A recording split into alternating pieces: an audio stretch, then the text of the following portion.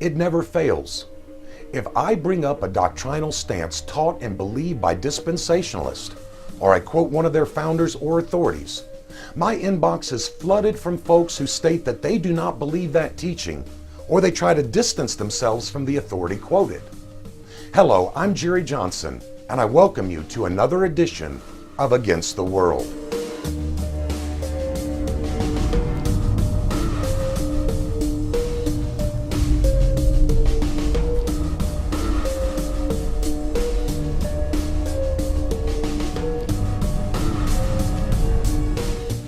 Not long after we released one of our best-selling documentaries, The Late Great Planet Church, The Rise of Dispensationalism, I heard from numerous advocates of the system saying that we were painting with a broad brush. I also heard from folks that said we were committing an ad hominem fallacy. Now what I want to do is I want to address the last statement first, and here's my response. Really? If dispensationalists are so embarrassed by what their founders and leading proponents taught that it forces them to shy away in embarrassment from their doctrinal foundations, then why in the world are you calling yourselves dispensationalists at all?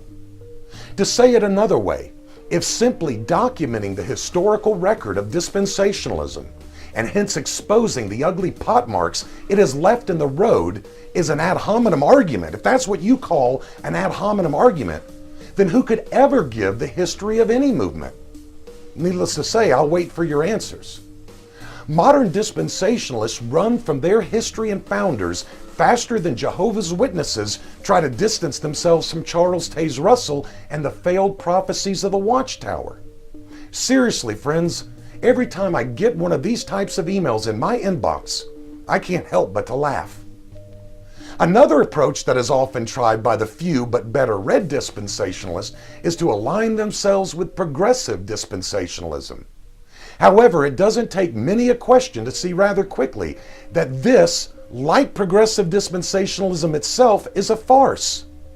Why, you ask? Do I call progressive dispensationalism a farce? I'm so glad that you asked that question.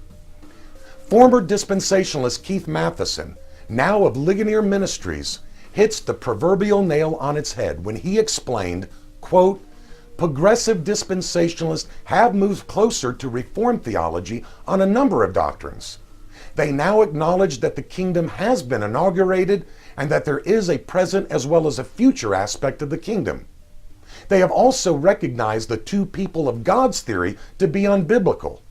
If the defining doctrine of dispensationalism is the two people of God's theory, and this is the belief of the distinction between the church and Israel being rejected, then to reject that theory is to reject dispensationalism itself.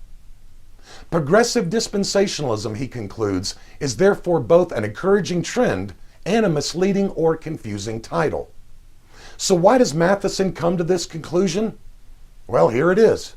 Because without the two people of God theory, the church and Israel being distinct, there is no dispensationalism. He goes on to explain that the term itself is both dishonest and disingenuous. In fact, when Charles Ryrie complained that these progressive were dishonest in their employment of the word dispensationalism, while at the same time denying the core of its theology, he was absolutely correct.